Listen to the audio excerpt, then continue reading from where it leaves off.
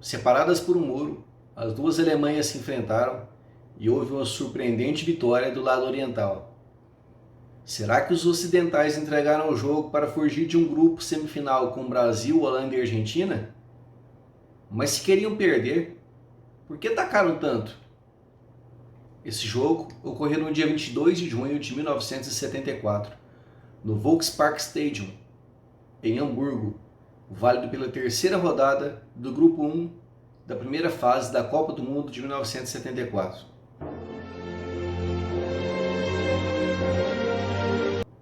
Eles formaram o mesmo país desde o ano 800, quando foi fundado o primeiro Reich, Império no idioma alemão, até o fim da Segunda Guerra Mundial. E voltariam a ser a partir de 3 de outubro de 1990, com a reunificação da Alemanha. Mas, de 7 de outubro de 1949 até a reunificação, elas foram duas, separadas. Irmãs e rivais, o mesmo povo, sob símbolos e bandeiras diferentes. Uma capitalista se reerguendo junto à hegemonia de maior economia da Europa, a outra, mais pobre, socialista, do lado de lá da cortina de ferro, bastante influenciada pela União Soviética, não apenas na política. Ambas foram separadas na antiga capital, através de uma divisão, pelo Muro de Berlim, de 13 de agosto de 1961 a 9 de novembro de 1989. A República Federal da Alemanha, RFA, mais conhecida como Alemanha Ocidental, ou até mesmo como apenas Alemanha, tinha conquistado o título da Copa do Mundo de 1954 sob a badalada Hungria de Puskás, além de ter sido vice-campeã na Inglaterra em 1966 e terceiro lugar no México em 1970. A República Democrática Alemã, RDA, ou DDR, na sigla alemão, normalmente apenas chamada de Alemanha Oriental, era uma potência nos esportes olímpicos, assim como todo o bloco socialista. No futebol, com o amadorismo de fachada, já que na teoria não havia atletas profissionais no país, conquistou medalha de ouro nos Jogos Olímpicos de Montreal em 1976, além da prata em Moscou em 1980, e o bronze em Munique em 1972. O Mundial de 74 foi a única Copa com a participação da Alemanha Oriental. Se qualificou ao terminar como líder do grupo 4 das eliminatórias europeias, superando a Romênia por 1 ponto. Assim, foi só atravessar o muro para disputar a competição que aconteceu no país co-irmão. Eis que o sorteio para o chaveamento do grupo 1 definiu que as duas Alemanhas se enfrentariam na terceira rodada. Era como se a própria Guerra Fria entrasse em campo. Capitalistas versus socialistas. Na primeira partida, a Alemanha Oriental venceu a Austrália por 2-0 em Hamburgo. Depois, empatou com o Chile de Dom Elias Figueroa em Berlim Ocidental. Agora, voltava a Hamburgo para o que seria a maior partida de sua história, contra a Alemanha Ocidental, valendo a classificação para a segunda fase e até a liderança do grupo, em caso de vitória. A Alemanha Ocidental venceu o Chile por 1-0 na primeira rodada e a Austrália por 3-0 na segunda. Já estava classificado e podia até escolher sua posição do grupo, dependendo do que lhe beneficiasse. E para muitos, foi o que aconteceu. Mas quem assistiu a partida afirma que o time de Helmut Schön atacou muito e merecia vencer. Não era um time reserva. Foram apenas 2 alterações no time que seguiria jogando junto até a decisão. O meia-esquerda Heinz Flohr entrou na ponta esquerda, no lugar que era normalmente ocupado por Jupp Heynckes ou Jürgen Grabowski. O motorzinho Heiner Bonhoff descansou e deu lugar a Bernd Kuhlmann. O técnico Helmut Schön mandou o Alemanha Ocidental a campo no 4-3-3, com Sepp Maier no gol, Bert Vogts na lateral direita, Schwarzenbeck na zaga, Franz Beckenbauer como líbero e Paul Breitner na lateral esquerda, com liberdade para avançar. Kuhlmann como volante, Uli Hoeneß na meia, Overat na esquerda, Grabowski na ponta direita, Gerd Müller como centroavante e Heinz Flohr como ponta esquerda. O técnico George Brüchner mandou a Alemanha Oriental a campo no 4-4-2, Cruyff, goleiro. Na defesa, que tinha Branch como líbero, tinha também Kish, Weiss e Watzlich. O meio era formado por Imscher, Lauck, Kresch, Kurbweit. No ataque, Sparwasser e Hoffmann. Logo no início do jogo, Flor errou um gol feito de dentro da pequena área. Aos 5 minutos, Franz Beckenbauer entrou tabelando com Gerd Müller e quase abriu um placar, em um lance que foi facilitado pelo entrosamento dos dois, que jogavam juntos no Bayern de Munique. 4 minutos depois, Grabowski perdeu um gol incrível e uma boa defesa de Cruyff. O meio-campo estava congestionado, os orientais marcavam duro, mas não conseguiam atacar. Tentava explorar as bolas longas para os atacantes Sparwasser, marcado por Schwarzenbeck, e Hoffmann, cercado por Bert Voltz. O Breitner estava guardando mais a posição que o normal, mas ainda avançava sempre que podia. Aos 24, ele foi derrubado por Imscher na área, mas o árbitro uruguaio Ramon Barreto Ruiz ignorou o pênalti. Para a equipe que entrou em campo destinada a entregar o jogo, os ocidentais estavam atacando demais.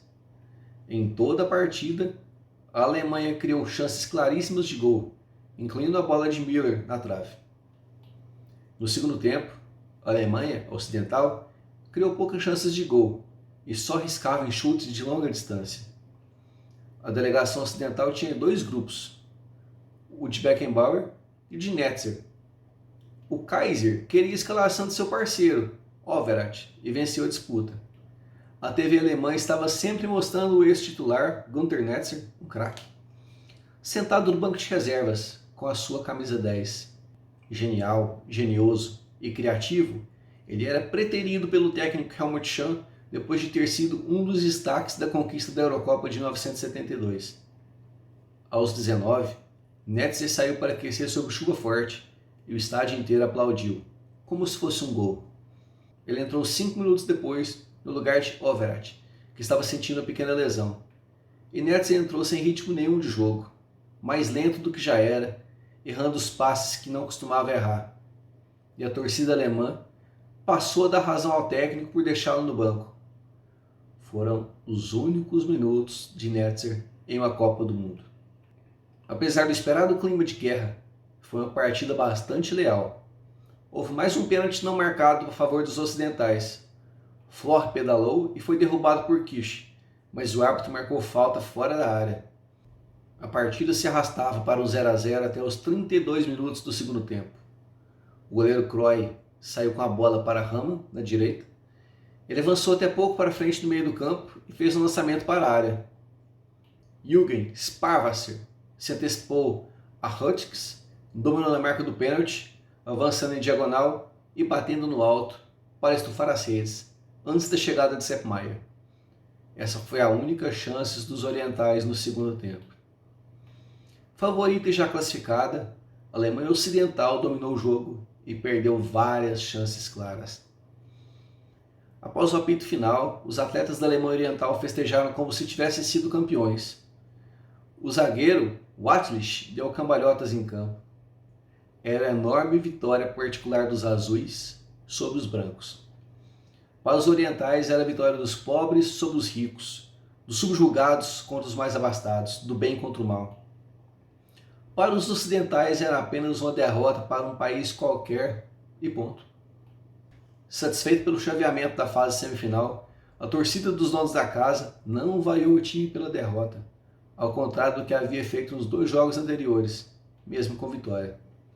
Algumas teorias dizem que os ocidentais entregaram o resultado para se beneficiarem de um grupo mais acessível na segunda fase. Em 1954, já havia acusado de usar artimanhas ao escalar um time mais fraco, misto, na primeira fase, para esconder o jogo e bater muito em Puskás até tirá-lo da sequência da Copa. Em 1982, faria um jogo de compadres com a Áustria, com o único placar, 1 a 0, que classificaria as duas seleções e eliminaria a Argélia. Se não é possível afirmar que a derrota para a RDA foi armada, certamente o chaveamento para o quadrangular semifinal foi muito mais sossegado do que se tivesse sido líder do grupo. O empate garantiria a liderança e a derrota significava o segundo lugar. Ao invés de enfrentar Brasil, Argentina e Holanda, foi enfrentar Polônia, Suécia e Iugoslávia. Mas ainda permanece a pergunta: se queriam mesmo perder, por que teriam atacado tanto? Paul Breitner deu sua opinião, colocando mais lenha nessa fogueira. Abre aspas. Quando o alemão pratica o esporte, a ideia é somente vencer. Você não fica exibindo suas qualidades técnicas como os sul-americanos. Você vence. E faz de tudo para isso, usando tudo o que o regulamento permite. Fecha aspas. O time da Alemanha Ocidental havia perdido a confiança da torcida por causa do jogo feio e nada convincente nas 3 partidas da primeira fase. Foi quando o capitão Beckenbauer se reuniu com o técnico Herbert Schön e disse que, por causa do grande período de concentração, os jogadores estavam sentindo falta de liberdade e do contato com a família. O Kaiser argumentou que estava em território alemão e propôs que os casados pudessem ver suas mulheres e filhos. Por sua vez, os solteiros teriam permissão para namorar um pouco. O técnico concordou e colocou fim ao enclausuramento. Na sequência, a Alemanha Oriental ficou no grupo A, perdeu para o Brasil por 1-0 e para a Holanda por 2-0. Conseguiu um heróico empate com a bagunçada Argentina por 1-1, terminando em terceiro lugar na chave e deixando os sul-americanos com o último lugar. Pelo grupo B, a Alemanha Ocidental venceu a Iugoslávia por 2-0, a Suécia por 4-2 e a Polônia por 1-0. Na decisão, venceu por 2-1 de virada a poderosa e temida Holanda, a laranja mecânica Johan Cruyff, e conquistou seu segundo título da Copa do Mundo de futebol. Continue conosco, siga, curta, compartilhe. 3 pontos. Paixão com conteúdo.